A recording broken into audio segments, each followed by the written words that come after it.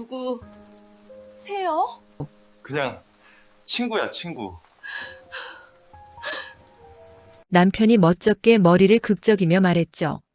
저는 오늘 남편을 우리 집 연말 모임에서 내쫓기로 결심했습니다. 그 결심을 하게 된 순간이 바로 그 장면이었습니다. 어머니, 이분 누구신데요? 큰아들이 제 쪽을 돌아봤습니다. 술잔을 들고 있다가 그대로 공중에서 얼어붙은 모습이었어요. 손녀는 트리를 장식하다 말고 눈만 동그래져서 낯선 여자를 쳐다보고 있었고요. 현관 앞에는 빨간 코트를 입은 여자 하나가 서 있었습니다. 머리는 미장원에서 막 손질한 듯 자연스럽게 말려있고 목에는 진주 목걸이가 반짝였죠. 손에는 남색 쇼핑백 2개. 어머님 안녕하세요. 말씀 많이 들었어요. 그 여자가 제게 허리를 90도로 꺾다시피 하며 인사를 했습니다. 나는 이 여자를 한 번도 들은 적이 없었습니다. 여보, 인사해. 우리 그냥 알던 사람이야. 남편이 말끝을 흐렸습니다. 그냥 아는 사람을 집에 연말에 오늘 이렇게 데려오셨어요? 제 목소리가 생각보다 날카롭게 튀어나왔습니다. 거실 공기가 찬물을 뒤집어 쓴 것처럼 싸늘해졌습니다. TV에서는 연말 특집 코미디 프로가 요란한 웃음소리를 내고 있었지만 우리 집에서는 누구도 웃지 않았습니다. 아이고, 제가 너무 민폐를 저는 그냥 인사만 드리고 가려 했는데요. 여자가 허둥지둥 말했지만 이미 선을 넘어도 한참 넘은 뒤였습니다. 올해 연말 모임은 제게 특별한 의미가 있었습니다. 제가 환갑을 넘기고 처음으로 이젠 우리 집에서 연말 모임을 하자 하고 제가 주도해서 준비한 자리였거든요. 엄마, 너무 무리하지 말고. 우리 식당 잡아서 먹어도 되는데. 딸아이가 몇 번이고 걱정했지만 저는 기어이 해내고 싶었습니다. 40년 넘게 남편 뒷바라지하고 자식들 키우느라 내 이름 하나 제대로 불려본 적 없는 인생이었는데 적어도 연말에 가족들이 모여서 올해 엄마 고생 많았어요. 그 한마디만 들으면 나는 그걸로 충분하다고 생각했죠. 그래서 나흘 전부터 장을 보고 갈비는 핏물 빼서 양념 재워놓고 잡채는 고기랑 야채 따로 볶아놓고 밤새도록 동태전을 부치느라 다리가 퉁퉁 부었습니다. 여보, 이 정도면 호텔 뷔페야, 뷔페. 남편이 주방에 들어와 그렇게 말하길래 저는 속으로 살짝 뿌듯해졌었습니다. 그래, 올해 마지막 날은 그래도 좀 괜찮게 끝날 줄 알았어요. 그런데 남편이 다른 여자를 부르고 있었을 줄은 정말 상상도 못했습니다. 아버지 누구신데요? 설명을 좀 하셔야죠. 작은 아들이 눈썹을 찌푸리며 말했습니다. 남편이 헛기침을 하더니 그 여자 쪽을 흘낏 보고는 억지로 웃는 얼굴을 만들었습니다. 야, 뭐 그렇게까지 그래. 그냥 연말이고 하니까 혼자 보내기 좀 그래서 같이 밥이나 먹으라고 한 건데. 혼자? 제가 되물었습니다. 제 귀가 잘못 들린 줄 알았습니다. 혼자? 제 안에서 무언가가 쿵 하고 내려앉았습니다. 여보, 잠깐. 저는 손님 앞이라는 것도 잊고 남편 팔을 잡아 끌었습니다. 거실과 주방 사이 냉장고 옆 좁은 공간으로 남편을 끌고 나갔죠. 당신 제정신이에요? 제가 속삭였지만 그건 거의 윽박 지르는 소리에 가까웠습니다. 아니, 왜 그래? 사람 다 있는데. 남편이 팔을 빼려고 했지만 저는 꽉 잡고 놔주지 않았습니다. 지금 사람 다 있는데 이 꼴을 만들어 놓고 그 말이 나와요? 제 눈가가 뜨거워지는 걸 느꼈습니다. 기름 냄새, 김이 모락모락 나는 갈비찜, 식탁 위 반짝이는 접시들, 그 모든 것 위에 갑자기 빨간 얼룩이 튄 것 같았습니다. 그냥 동네 지인이야. 혼자 산다길래. 남편이 말끝을 흐리며 고개를 돌렸습니다. 혼자 사는 사람이 얼마나 많은데 왜 하필 오늘, 왜 하필 우리 집에, 왜 하필 연말 가족 모임에 데려와요? 제 목소리가 점점 떨렸습니다. 그 순간 주방 쪽에서 손녀가 조심스럽게 고개를 내밀었습니다. 할머니, 나 물. 아이 눈동자가 우리 둘의 험악한 표정을 번갈아 보다가 다시 쭈뼛 물러섰습니다. 일단 들어가서 밥이나 먹자. 사람 불러놓고 이게 뭐야? 남편이 저를 밀치다시피 하고 거실로 들어갔습니다. 저는 그 자리에 얼어붙은 사람처럼 서 있다가 천천히 팔에 힘이 쭉 빠진 채로 주방 싱크대에 손을 짚었습니다. 스테인리스 싱크대 위에는 제가 아침부터 다듬은 파, 다진 마늘이 그대로 놓여 있었고, 한쪽에는 미처 내지 못한 잡채 그릇이 랩 씌워진 채 식어가고 있었습니다. 손이 덜덜 떨렸습니다. 나는 도대체 뭐였지? 속으로 그렇게 중얼거렸습니다. 거실에서는 억지로 웃는 목소리들이 오갔습니다. 아이, 제가 정말 폐를 끼치는 거 아닌가 몰라요. 아니에요, 괜찮아요. 드시고 가세요. 어머님이 이렇게 많이 준비하셨네요. 너무 맛있어요. 그 여자의 목소리는 쓸데없이 부드럽고 어디서 많이 단련된 사람처럼 예의를 갖추고 있었습니다. 저는 앞치마 끈을 풀지도 못한 채 서랍에서 티스푼을 꺼내는 척하며 살짝 거실을 훔쳐봤습니다. 남편은 그 여자에게 반찬을 챙겨주고 있었습니다. 이거 맛있어. 한번 드셔봐요. 익숙한 손놀림. 그 손이 언젠가 저에게도 그렇게 상을 차려주던 시절이 있었던가 기억이 나지 않을 정도로 오래전의 일처럼 느껴졌습니다. 엄마, 잠깐. 딸아이가 주방으로 들어왔습니다. 입술을 꽉 깨물고 있더군요. 엄마, 아까 그 사람 누구야?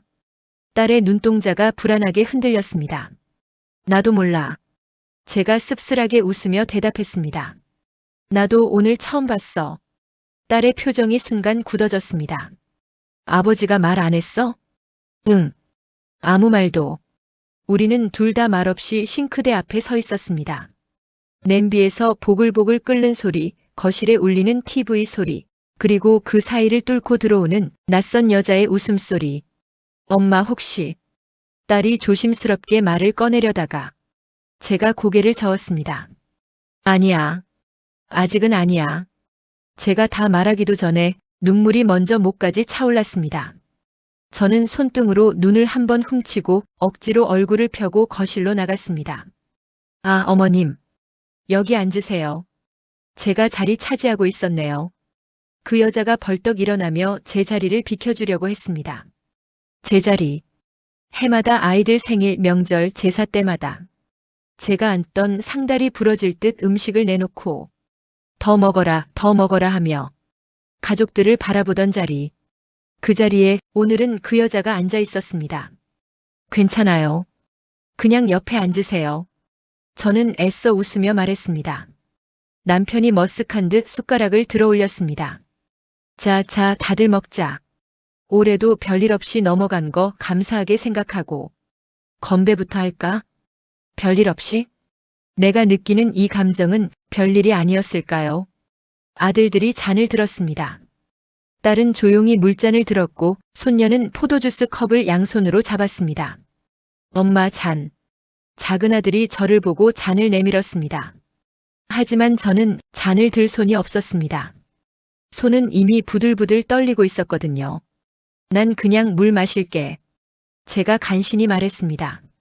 남편이 눈치를 보더니 잔을 번쩍 들었습니다. 그래도 다 같이 한잔하자. 올 한 해 다들 고생했고 내년엔 더 좋은 일 많기를. 잔들이 서로 부딪히며 맑은 소리를 냈습니다. 그 소리는 제 귀에는 마치 유리 조각이 부딪히며 깨지는 소리처럼 들렸습니다. 아버님, 어머님, 그리고 자제분들, 제가 갑자기 끼어서 죄송해요. 그 여자가 잔을 들고 말했습니다. 목소리가 조금 떨리긴 했지만 말은 참 잘도 이어나갔습니다. 저는 그냥 사장님께, 아니 어르신께 항상 도움 많이 받았는데 연말이라고 혼자 집에 있으라 그러시길래 잠깐이라도 인사드리고 싶어서요. 사장님. 그 단어가 귀에 걸렸습니다. 사장님이요? 제가 거의 반사적으로 되물었습니다. 여자가 깜짝 놀란 눈으로 저를 보더니 얼굴이 조금 빨개졌습니다. 아, 네. 같이 가게에서. 그때 남편이 허겁지겁 말을 끊었습니다. 야야, 그런 얘기는 뭐하러 해. 복잡하게. 그냥 같이 일하는 사람이야. 일하는 사람. 저는 알고 있었죠. 남편이 얼마 전부터 동네 상가에 작은 공방 겸 가게를 하나 냈다는 걸. 집에 있으면 답답해서 죽겠다. 노후에 치매 안 걸리려면 일해야 한다. 그 말에 저도 그래, 잘된 일이다 하고 응원해줬습니다. 근데 그 가게에서 같이 일하는 사람이 오늘 우리 집 식탁에 내 자리에 앉아있는 여자인 줄은 정말 몰랐습니다. 거기서 같이 일하세요? 제가 조용히 물었습니다.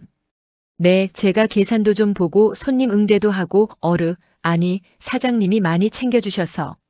여자가 수줍게 웃었습니다. 남편이 허공을 보며 웃었습니다. 아이 챙기긴 뭘 챙겨. 그냥 월급 주는 거지. 사장님 아니셨어요? 큰아들이 눈을 동그랗게 뜨고 아버지를 쳐다봤습니다. 가게를 내신 건 알고 있었는데 직원까지 두신 줄은 처음 듣는데요. 작은아들도 팔짱을 끼며 거들었습니다. 아, 뭐 사람 구해달란 얘기가 있어서 그냥 잠깐 도와주는 거지 뭐. 남편은 대수롭지 않은 일인 양 말하면서도 눈은 여자를 향하고 있었습니다. 괜히 말했나? 하는 눈빛이었어요. 내가 보는 앞에서 그런 눈빛을 주고받는 모습이 너무 낯설고 너무 익숙했습니다.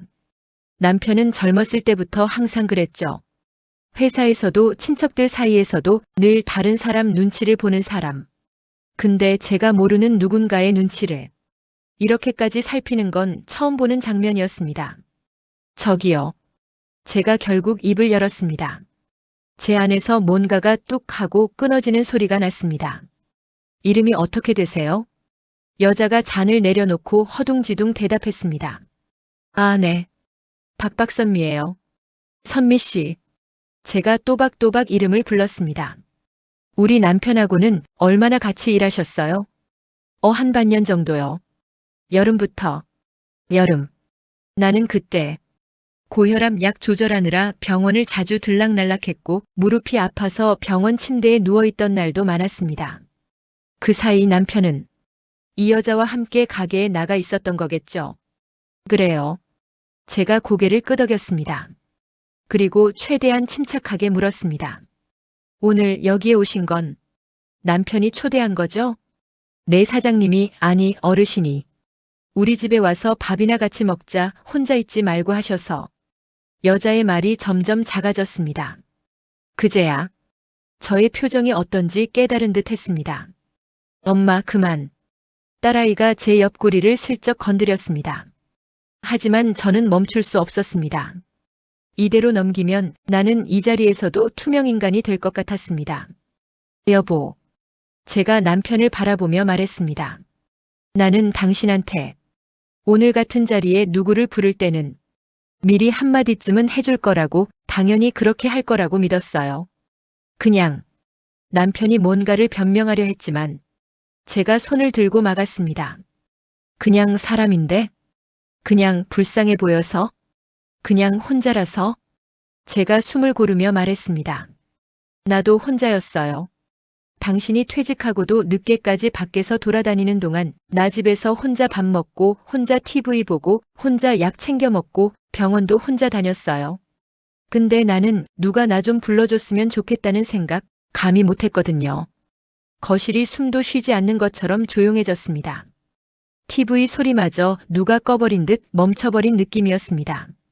어머니, 며느리가 조심스럽게 부르더군요. 혹시 너무 힘드시면 오늘은 그냥 우리끼리, 아니, 그게 아니라. 말이 꼬였습니다. 누구 편을 들기도 애매한 상황이었겠죠. 제가요. 제가 말을 잘랐습니다. 오늘 많이 힘드네요. 근데 힘든 거 우리끼리만 아는 게 좋을 것 같아요. 저는 선미라는 여자를 바라봤습니다. 선미 씨. 네. 여자가 거의 속삭이듯 대답했습니다. 오해하고 싶진 않아요. 정말로 그냥 직원이고 그냥 같이 일하는 사람일 수도 있겠죠. 그렇다고 쳐요. 제가 입술을 꽉 깨물었다가 놓았습니다. 그래도 오늘 같은 날은 조금 아닌 것 같아요. 우리 가족들끼리 보내기로 한 자리였거든요. 내가 얼마나 공들여 준비한 자리인지 남편은 알면서도 말 안 했나 봐요. 남편이 눈을 치켜떴습니다. 아니, 그게 무슨. 여보. 제가 남편을 향해 딱 잘라 말했습니다. 당신은 알았잖아요. 내가 이 날을 얼마나 기다렸는지. 내가 처음으로 나서서 가족들 불러 모은 거였다는 거. 남편이 입을 꾹 닫았습니다. 그리고 잠시 아무 말도 하지 않았습니다. 제가 나갈게요. 선미가 조용히 자리에서 일어섰습니다. 제가 실수했네요. 그냥 잠깐 인사만 하고 갈 줄 알았어요. 이렇게 분위기가 되는 줄은 몰랐어요. 여자가 쇼핑백을 부랴부랴 들었습니다.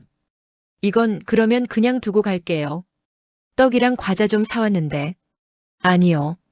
제가 말했습니다. 그냥 가져가세요. 선미 씨 마음은 알겠는데 오늘은 아닌 것 같아요. 여자의 눈이 붉어졌습니다. 죄송합니다. 어머님 정말 죄송해요. 여자는 고개를 깊이 숙이고 거실을 가로질러 현관으로 향했습니다. 그 뒤를 남편이 허둥지둥 따라 나가려 했습니다. 저기 내가 데려다 줄게. 가지 마. 제가 남편의 소매를 잡았습니다. 여기 있어. 남편이 제 손을 한번 내려다보더니 그 손을 뿌리치지도 그렇다고 잡지도 못한 채 애매하게 서 있었습니다. 현관문이 철컥 소리를 내며 닫혔습니다.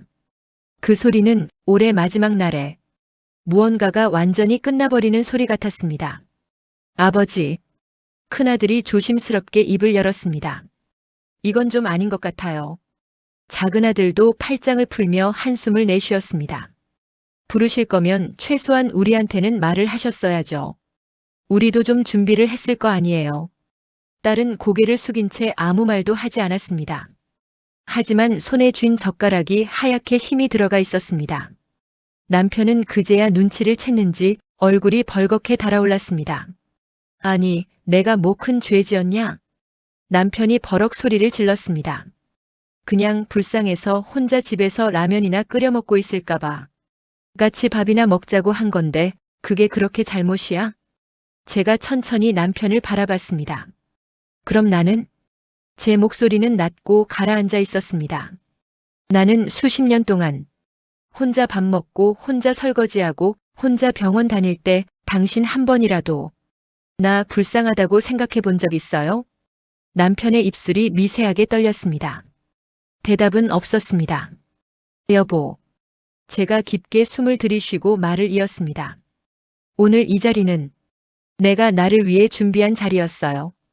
당신 밥상 차려주고 아이들 입에 좋은 거 들어가는 거 보는 재미로 살던 내가 처음으로 나도 좀 축하받고 싶다고 생각한 날이었어요.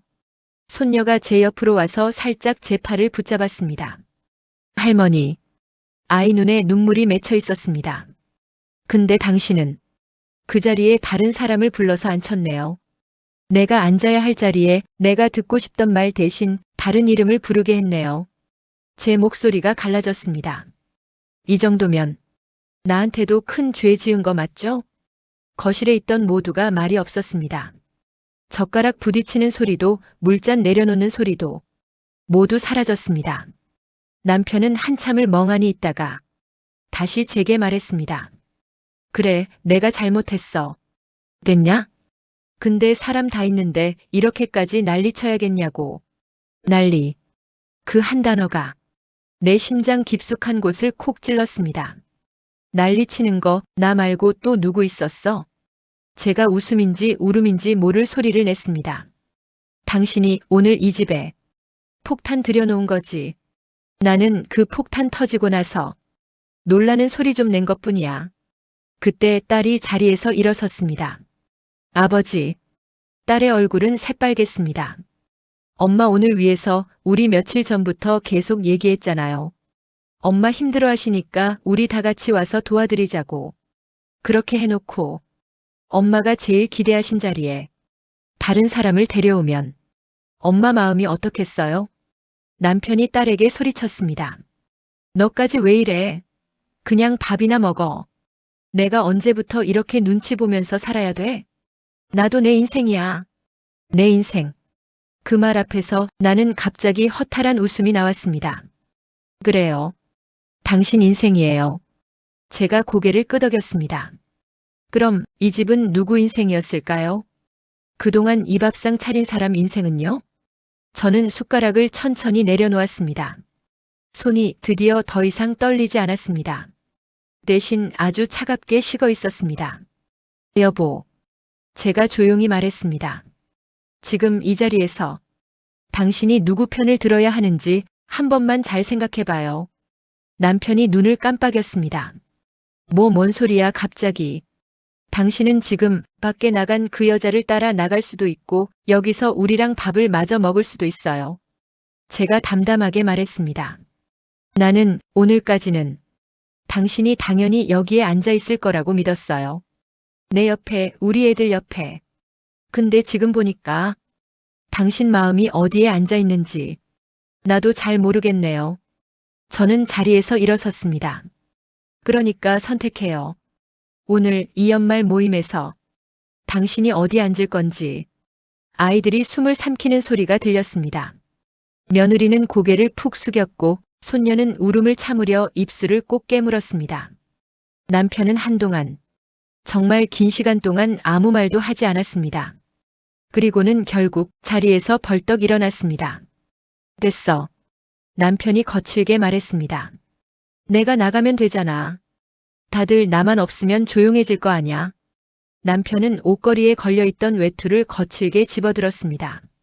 지갑과 열쇠를 챙기며 신발을 휙휙 차 신었습니다. 아버지, 작은 아들이 일어나며 소리쳤습니다. 지금 나가시면 어떡해요, 연말인데.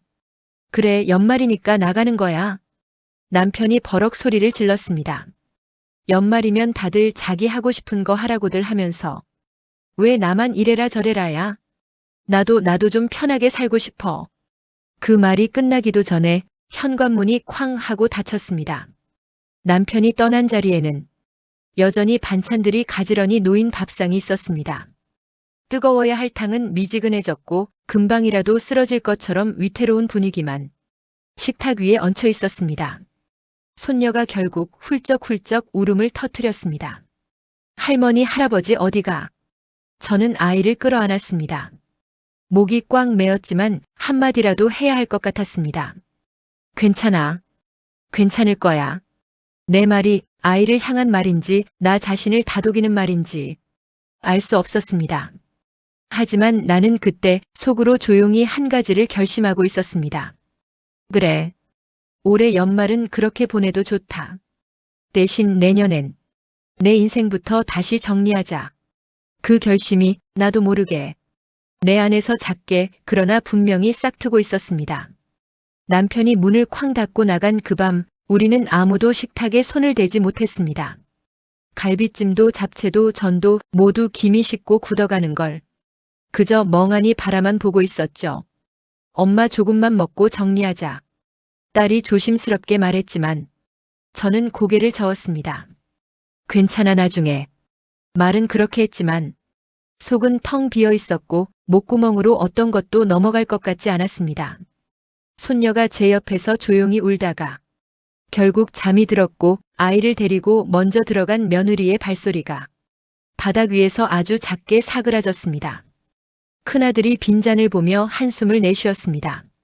아버지 왜 저러셨을까? 작은아들은 마치 결론을 내렸다는 듯 말했습니다. 엄마, 내가 내일 아버지 찾아볼게.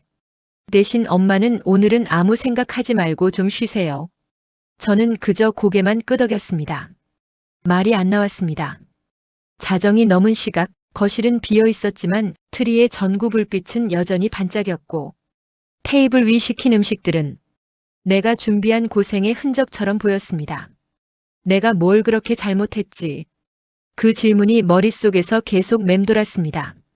남편 얼굴이 그 여자의 웃음이 번갈아 떠오르며 가슴이 그릇처럼 금이 간 듯 아팠습니다. 밤새 한숨도 못 잤습니다. 다음 날 아침 휴대폰을 켜니 남편에게서 연락은 한 통도 없었습니다. 그 대신 작은아들에게서 먼저 전화가 왔습니다. 엄마 아버지 찾았어. 가슴이 쿵 내려앉았습니다. 어디 있어? 괜찮아? 응, 괜찮긴 한데. 지금 선미 씨 가게에 있어. 숨이 끊기는 줄 알았습니다. 뭐라고? 작은아들이 잠시 말을 멈추더니 신중하게 덧붙였습니다. 엄마가 생각하는 그런 건 아닌 것 같아. 근데 와서 직접 보셔야 할 것 같아. 옷을 주워 입고 집을 나섰습니다. 12월 마지막 날 아침 공기 특유의 냄새, 매캐하면서도 희미하게 축축한 냄새가 평소보다 훨씬 더 온몸을 파고드는 느낌이었습니다. 남편이 가게를 연다고 해서 한 번도 따라가 본 적이 없었습니다. 당신 일은 당신이 알아서 하라. 그게 우리 부부가 오래전부터 묵시적으로 정한 선이었거든요. 그 선을 오늘 처음으로 넘어가는 기분이었습니다. 작은 아들이 상가 앞에서 저를 기다리고 있었습니다. 저기 앉아 있어. 유리문 너머로 남편이 보였습니다. 작은 테이블에 앉아 뜨거운 차를 앞에 두고 두 손으로 머리를 감싸준 채 아주 오래 아주 무겁게 숨을 쉬고 있었습니다. 그 앞에는 선미가 조심스럽게 물컵을 밀어놓고 어쩔 줄 몰라 하는 표정으로 서 있었습니다. 엄마 오신 거 내가 말 안 했어. 아버지 도망갈까봐. 작은 아들이 씁쓸하게 웃었습니다. 근데 엄마, 둘이 그런 사이는 아닌 것 같아. 대화하는 거 들어보니까 좀 다른 느낌이야. 다른 느낌이 뭔데? 작은 아이가 입술을 깨물었습니다. 아버지가 거기서 엄마 얘기만 하고 있었어. 제 심장이 잠깐 멈춘 것처럼 조용해졌습니다. 문을 열자 가게 안에 있는 두 사람이 동시에 고개를 들었습니다. 왔어? 남편이 당황한 얼굴로 일어섰습니다. 어머님. 선미는 허리를 숙였지만 어젯밤과는 전혀 다른 분위기였습니다. 불안과 죄책감이 얼굴에 그대로 비쳐 있었죠. 저는 무표정하게 말했습니다. 대화하자. 둘 다. 작은 가게에는 반짝거리는 수공예 장식품들, 손뜨개 목도리, 컵받침, 사람 얼굴이 그려진 도자기들. 남편이 직접 만든 것이라고 말하던 그 물건들이 가득 놓여 있었습니다. 여보. 남편이 먼저 입을 열었습니다. 어제는 내가 잘못했어. 그건 인정해. 저는 바로 대답하지 못했습니다. 대신 선미에게 시선을 돌렸습니다. 선미 씨, 어제 내가 물어봤던 질문, 오늘 다시 물을게요. 네. 여자의 목소리가 작게 떨렸습니다. 남편하고 혹시 특별한 사이예요? 선미는 고개를 절레절레 저었습니다. 아니에요. 정말 아니에요. 저는 그런 용기도 그런 마음도 없어요. 그럼 왜 그날 온 거예요? 그녀가 눈을 질끈 감았습니다. 어르 사장님이 집에서 밥 먹고 가라고 하셔서 그 말이 너무 따뜻하게 느껴졌어요. 제가 이혼하고 혼자 산 지 오래라. 누가 그렇게 말해준 게 처음이었거든요. 제 마음이 잠깐 흔들렸습니다. 그래도 가족 모임에 오는 건 아니었잖아요. 맞아요. 그래서 후회했어요. 선미는 고개를 숙인 채 떨리는 손을 꼭 잡았습니다. 죄송해요. 정말 죄송해요. 남편이 한숨을 깊게 내쉬었습니다. 나도 어제 잘못했어. 그 여자를 집에 데려온 건, 그건 내가 생각이 짧았어. 저는 차갑게 말했습니다. 생각이 짧은 게 하루만 그랬을까? 남편은 아무 말 없이 고개를 숙였습니다. 그러다 조용히 아주 낮은 목소리로 말했습니다. 여보, 나 요즘 집에 있기가 무서웠어. 무서워? 제가 되물었습니다. 왜? 남편이 손을 비벼대며 말을 잇지 못했습니다. 내가 당신한테 필요 없는 사람이 된 것 같았어. 그 말이 가슴을 찌르는 것처럼 아팠습니다. 필요 없는 사람? 내 목소리가 떨렸습니다. 당신이 그렇게 느꼈다면 그건 내가 잘못한 것도 있겠지. 근데 필요 없다고 느낀다고 해서 다른 사람을 데려와도 된다는 뜻이야? 남편이 고개를 저었습니다. 아니지.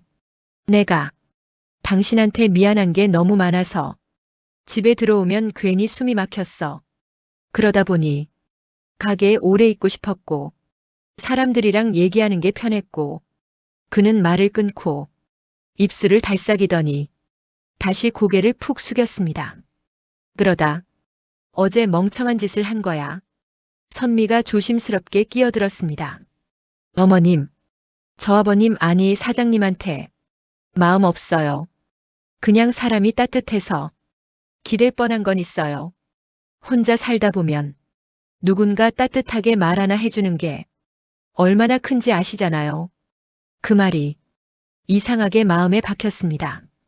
그래, 그런 말이 나한테도 필요했지. 하지만 나는 오랫동안 그것을 받지 못하고 살아왔던 사람이었죠. 잠시 동안 가게 안에는 바람 소리만 맴돌았습니다. 그리고 내 안에서 천천히 커다란 파문이 사그라드는 느낌이 들었습니다. 다 이해된 건 아니었습니다.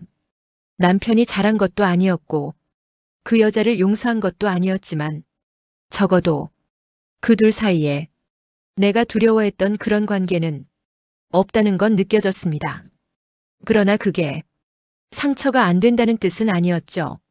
저는 의자를 당겨 앉으며 두 사람을 바라봤습니다. 그래요. 당신들 말 믿을게요. 남편과 선미가 동시에 고개를 들었습니다. 하지만 제가 천천히 말을 이어갔습니다. 그렇다고 해서 어제 내 마음이 안 아팠던 건 아니에요. 남편의 얼굴이 일그러졌습니다. 여보, 그래서 당분간은 각자 시간을 좀 갖자. 남편은 숨을 삼키듯 말했습니다. 시간? 응. 제가 고개를 끄덕였습니다. 나는 내가 뭘 원하는 사람인지, 내가 뭘 좋아하고 뭘 싫어하는 사람인지 나 스스로 좀 돌아볼 시간이 필요해. 그리고 남편을 향해 눈을 마주보며 말했습니다. 당신도 당신 마음이 어디에 앉아 있는지 그거부터 좀 생각해. 선미가 자리에서 일어났습니다. 저는 두 분 얘기 방해 안 할게요. 다시는 저 때문에 두 분 사이에 문제 생기게 하지 않을게요. 그는 정중히 인사하고 가게 뒤편으로 조용히 사라졌습니다. 남편과 저는 작은 테이블을 사이에 두고 한참 동안 말없이 앉아 있었습니다. 그리고 그 침묵 속에서 나는 깨닫고 있었습니다. 이제야 비로소 내 이야기의 중심에 서야 할 때라고.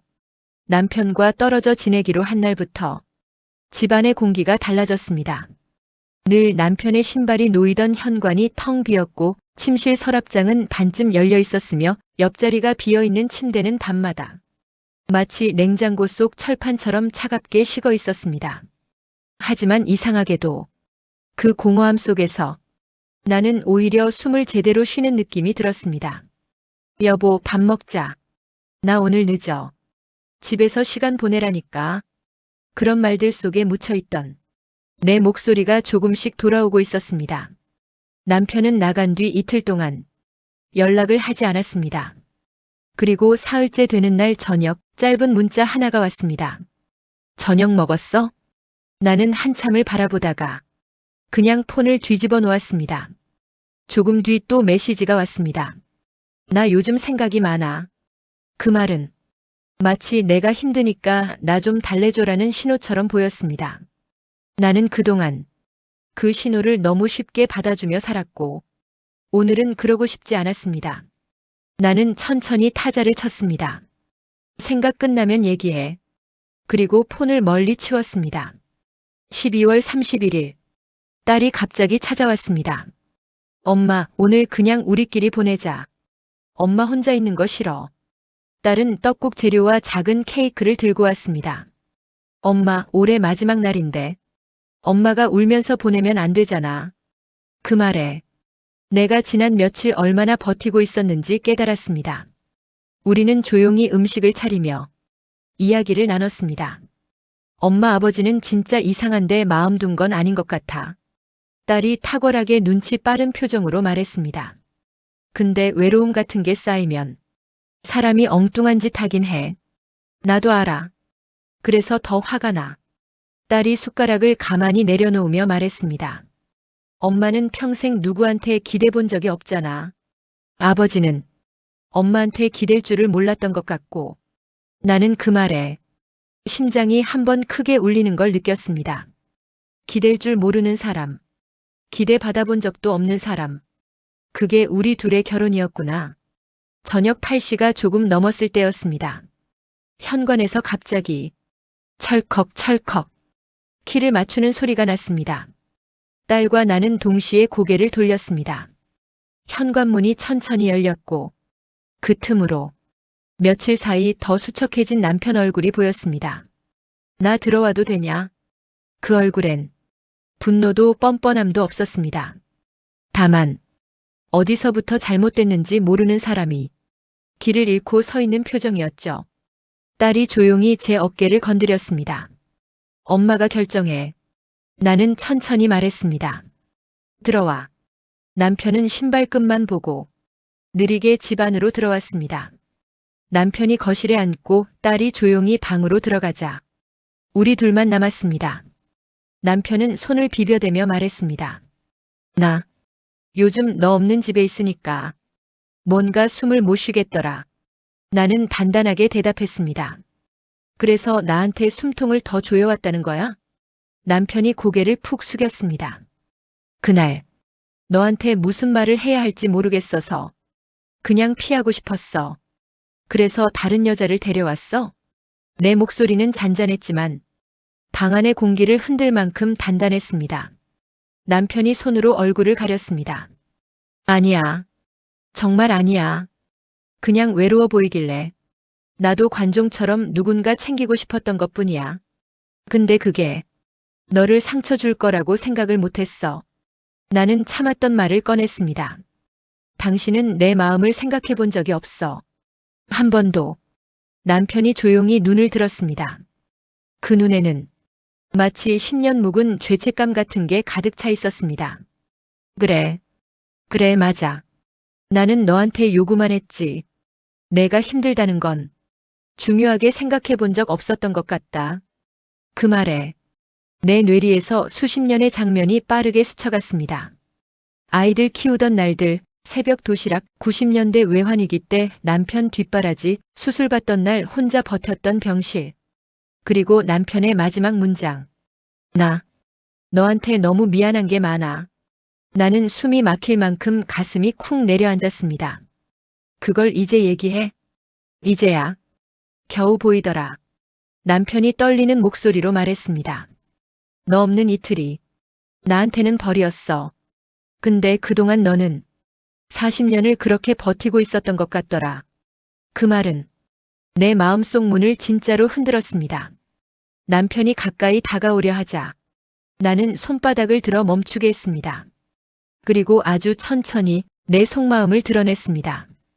당신이 나를 사랑하느냐보다 지금 내게 더 중요한 건 당신이 나를 존중하느냐야. 남편이 눈을 크게 떴습니다. 앞으로 내가 누구를 만나든 어디에 가든 뭘 하고 싶어 하든 당신이 그래, 그럴 수 있지.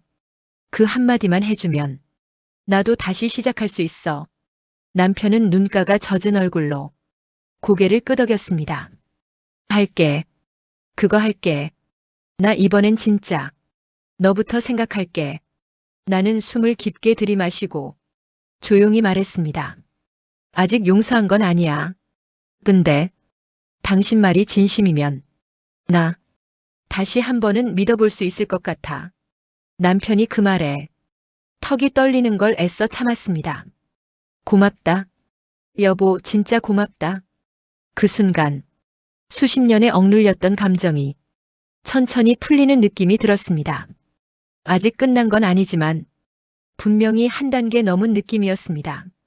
남편이 고맙다라고 말하는데 그 말이 이상하게도 예전처럼 달콤하지 않았습니다. 고맙다는 말 하나로 덮일 수 있는 세월이 아니란 걸 이제는 내가 너무 잘 알고 있었으니까요. 잠시 후 딸이 눈치를 보며 거실로 나왔습니다. 나와도 돼? 남편이 어색하게 웃었습니다. 응, 나와. 아버지. 딸이 앉으라고 자리를 내주었습니다. 나는 딸을 바라보며 말했습니다. 아까 들었지? 나 아버지 딱 한 번만 더 믿어보겠다고 한 거. 딸이 고개를 끄덕였습니다. 엄마가 결정하는 거니까 난 옆에서 도와줄게.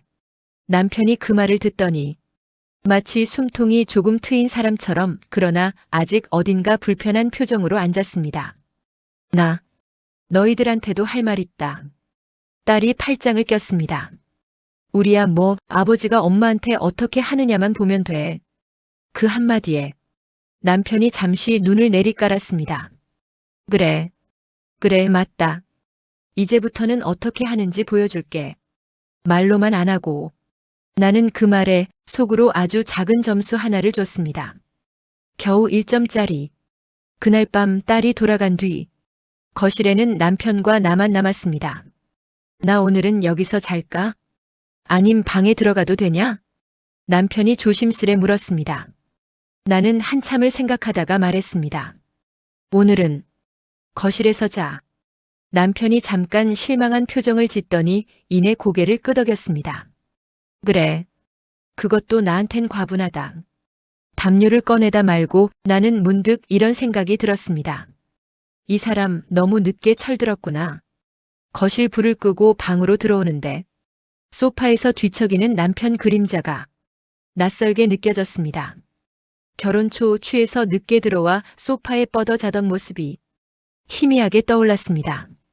그때는 화만 났는데 지금은 그때로 돌아갈 수 있을까 그런 생각이 잠깐 스쳤습니다. 아니, 돌아가고 싶진 않았습니다. 그때보다 더 멀리 가고 싶었습니다. 다음 날 아침 남편은 눈밑이 퀭한 얼굴로 부엌에 들어왔습니다. 내가 아침 차릴까? 뜬금없는 말에 나는 커피포트에 물 붓던 손을 멈췄습니다. 당신이? 라면이라도 끓여줄까 해서. 나는 피식 웃고 말았습니다. 됐어. 라면은 내가 더 잘 끓여. 남편이 머쓱하게 웃으며 고개를 긁었습니다. 그 웃음이 왠지 예전보다 작아 보였습니다. 힘 빠진 사람의 웃음 같았습니다. 그게 안쓰럽기도 하면서 한편으론 속이 조금은 시원했습니다. 언제까지나 당당하게만 서 있는 당신 옆에 나는 평생 그림자처럼 서 있었으니까요. 며칠 뒤 큰아들이 가족 단체 채팅방에 메시지를 올렸습니다. 이번 주말에 우리 집에서 다 같이 모일까요? 아버지, 어머니 우리 얘기 좀 해요. 나는 잠깐 망설이다가 답장을 보냈습니다. 그래. 가자. 남편 폰에서도 거실 건너편에서 진동이 울렸습니다. 남편이 문자를 읽고 나를 한번 보고 미묘하게 고개를 끄덕였습니다. 가야지. 피할 일이 아니니까. 그 말은 맞았습니다. 이제는 피할 수 있는 일이 아니었습니다. 주말 큰아들 집. 테이블 위에는 며느리가 서툴지만 정성껏 한 상 차려놓고 있었습니다. 잡채는 면이 좀 불었고 생선은 한쪽이 살짝 탔지만 그게 오히려 마음을 편하게 만들었습니다. 나도 예전에 그랬겠죠. 애 키우면서 남편 눈치 보며 밥 차릴 때는 어머니 여기 앉으세요. 며느리가 가장 안쪽 자리를 내어줬습니다. 이번에는 누구도 내 자리에 대신 앉지 않았습니다. 남편은 내 맞은편에 앉았습니다. 아들들이 양옆에 딸과 손주들도 빙 둘러 앉았습니다. 작은 아들이 먼저 입을 열었습니다. 오늘 우리 솔직하게 얘기해요. 서로 기분 나빠질 수도 있지만 그래도 이 가족 계속 가게 하려면 이제 한 번은 터트려야 돼요. 나는 속으로 생각했습니다. 그래, 이게 바로 절정이구나. 큰아들이 먼저 말했습니다. 아버지, 저 화났었어요. 남편이 고개를 들었습니다. 나는 내가 아버지 아들이라서 엄마가 상처받으면 그냥 나도 같이 상처받는 사람인 줄 알았어요. 근데 그날 보고 아, 나도 엄마 편이 돼야겠구나 싶더라고요. 작은 아들이 거들었습니다. 맞아요. 우리는 그냥 가족이라고 생각했는데 아버지는 엄마를 좀 당연하게 본 것 같아요. 딸도 조용히 말했습니다. 엄마가 무릎 아프다고 했을 때 아버지는 나도 허리 아프다 그랬잖아요. 그런 게 쌓인 거예요. 이번 일은 그냥 터진 거고 남편이 입술을 꽉 깨물었습니다. 그래. 그럴 거야. 내가 한마디 거들었습니다. 이제라도 알면 늦은 건 아니야. 문제는 알고 나서 뭘 하느냐지. 남편이 나를 똑바로 봤습니다. 그래서 말인데 그의 눈빛이 평소와 달랐습니다. 도망치려는 눈이 아니라 버텨보려는 눈이었습니다. 나 가게 접을까 생각 중이야. 아들들이 동시에 놀란 얼굴로 아버지를 봤습니다. 아니 아버지, 그건 너무 극단적인 거 아니에요? 맞아요. 아버지 좋아서 하던 건데. 나는 입을 다물고 그 말을 기다렸습니다. 귀찮아서가 아니라 이게 계속 있으면 나 또 멍청한 짓 할 것 같아서 그래. 나 자신을 잘 알아. 외로우면 꼭 엉뚱한 데 가서 어리석은 선택하는 사람이라는 거. 남편은 손을 꼭 쥐며 말을 이었습니다. 그 시간에 당신이랑 같이 뭐 하나 배우든 같이 운동을 하든 그게 나을 것 같아. 내 가슴 어디선가 툭 하고 작은 돌멩이가 떨어져 나가는 느낌이 들었습니다. 당신 진짜 그렇게 해? 응. 남편이 고개를 끄덕였습니다. 솔직히 말하면 가게는 내 자존심 같은 거였어. 퇴직하고도 나 아직 쓸모 있는 사람이라고 스스로에게 증명하고 싶어서. 그가 눈을 잠깐 감았다 뜨며 말했습니다. 근데 이제야 알겠다. 나 쓸모 있는 사람이라고 알려줘야 할 사람은 당신이었더라. 당신한테 그걸 못 받아들여졌으니까 괜히 밖에서 인정받으려고 한 거야. 온몸이 뜨거워졌다가 다시 서늘해지고 있었습니다. 좋게 들리려는 말인지 진심인지 이젠 꽤 잘 알 수 있을 정도로 나는 이 사람을 오래 봐왔죠. 적어도 지금 이 순간만큼은 진심이었습니다. 손주가 갑자기 물었습니다. 할아버지, 할머니랑 싸우지 마요. 나 그런 거 싫어. 아이의 눈이 맑고 또렷했습니다. 남편이 아이에게 다가가 머리를 쓰다듬었습니다. 그래, 할아버지가 잘못했어. 다시는 내 할머니 울리지 않도록 해볼게. 손주가 조금은 안심한 듯 고개를 끄덕였습니다. 그 모습을 보며 나는 묘한 감정을 느꼈습니다. 남편에게서 처음 보는 모습이었습니다. 누군가에게 잘못을 인정하는 모습. 심지어 자기보다 훨씬 어린 아이에게까지. 점심을 다 먹고 설거지를 도우려는데 며느리가 제 손등을 살짝 잡았습니다. 어머니, 그냥 앉아 계세요. 오늘은 제가 할게요. 어머, 괜찮아. 나 일 안 하면 허리가 더 아파. 그렇게 말하면서도 그 말이 습관처럼 나오는 게 느껴졌습니다. 이래야 존재가 유지된다. 평생 그렇게 살아온 사람이니까요. 그때 딸이 끼어들었습니다.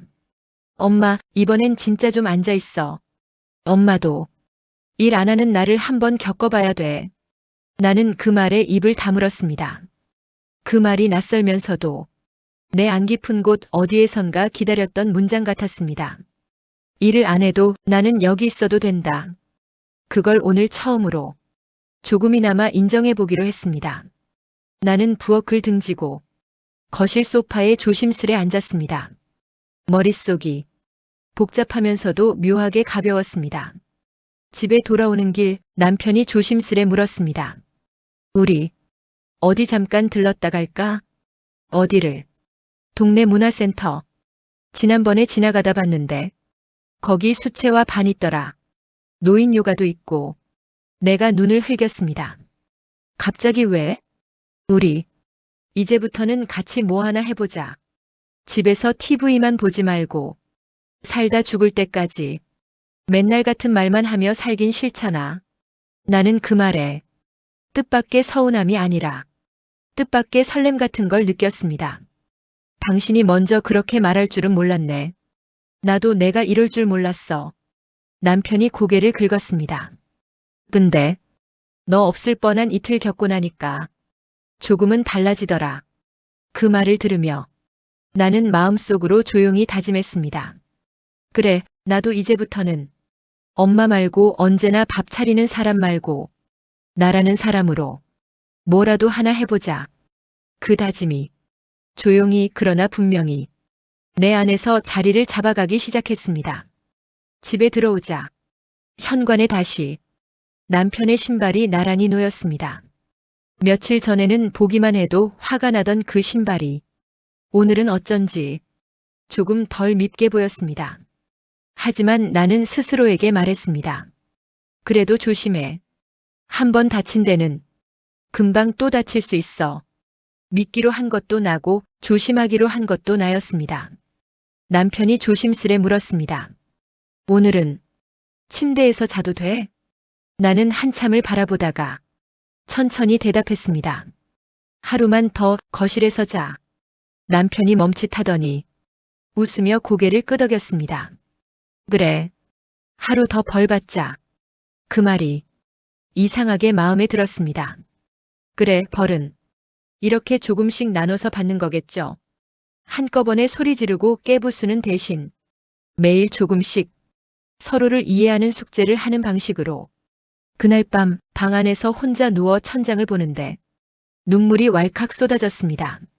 억울해서가 아니라 서러워서가 아니라 이제야 비로소 내가 나를 위해 울 수 있게 된 것 같아서 고생했다. 정말 고생했다. 나는 속으로 나 자신에게 그렇게 말해줬습니다. 누군가가 대신 해줬어야 할 말이었지만 이제라도 내가 해주기로 했습니다. 그게 내 인생의 절정에서 내가 스스로에게 준 첫 위로였습니다. 남편이 거실에서 자는 마지막 밤을 보낸 다음 날 아침 나는 그 사람에게 처음으로 이렇게 말했습니다. 오늘부터는 침대에서 자도 돼. 남편은 그저 고개만 끄덕였지만 표정은 잠깐 무너졌다 다시 고쳐지는 것 같았습니다. 그래도 말대꾸는 하지 않았습니다. 예전 같으면 이제 됐지? 하는 식으로 나왔을 텐데 나는 그 변화가 말보다 훨씬 큰 의미라는 걸 느꼈습니다. 시간은 걸리겠지만 적어도 서로를 다시 볼 준비는 된 것 같다고. 며칠 뒤 남편이 말했던 문화센터에 함께 가보기로 했습니다. 우리 그냥 구경만 하자. 억지로 뭘 배우자는 얘긴 아니고. 남편은 마치 눈치 보듯 말했고 나는 특별히 반대할 이유가 없었습니다. 오랜만에 누군가가 내 의견을 먼저 물어본다는 사실만으로도 조금은 새로웠습니다. 센터 안에는 겨울 햇볕이 사선으로 떨어져 마루 바닥이 따뜻하게 빛나고 있었습니다. 벽면에는 색연필 그림, 수채화, 뜨개질 작품들, 누군가의 시간이 보이는 것들이 가득 걸려 있었습니다. 이거 예쁘네. 남편이 파란 난초 그림을 가리켰습니다. 응, 예쁘다. 나도 모르게 말이 나왔습니다. 그런데 남편이 갑자기 말했습니다. 저거 너가 그린 것 같아. 나는 놀라서 남편을 쳐다봤습니다. 내가? 응. 너 옛날에 화단에서 난초 키웠잖아.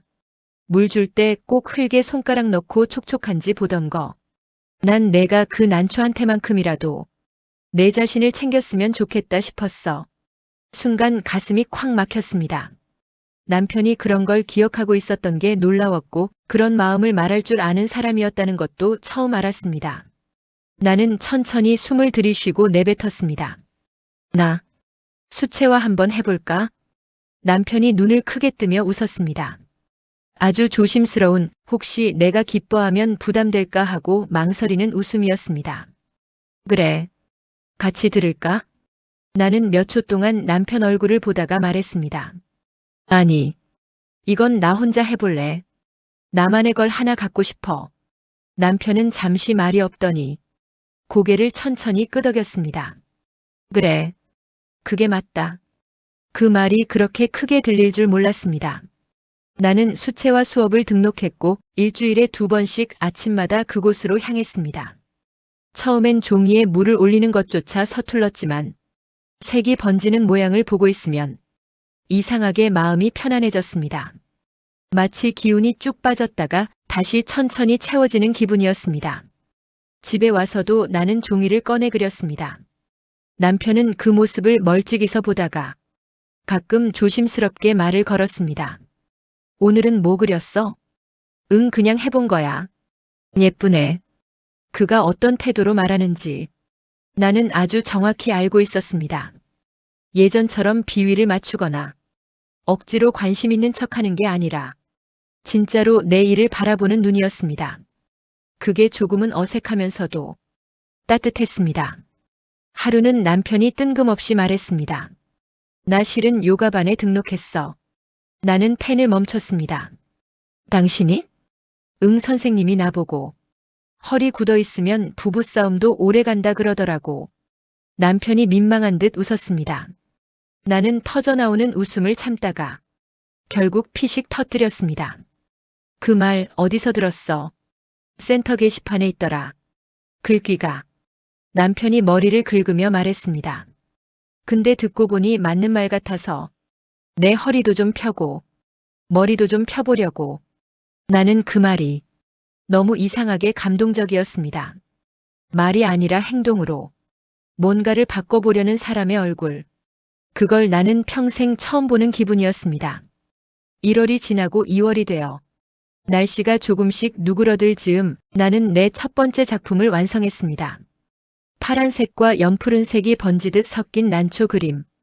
꽃잎 하나는 조금 찌그러졌지만 그게 오히려 더 살았다는 느낌을 줬습니다. 나는 그것을 액자에 넣어 거실벽 한켠에 걸었습니다. 남편은 퇴근하듯 요가 수업에서 돌아와 그 그림을 한참 동안 보았습니다.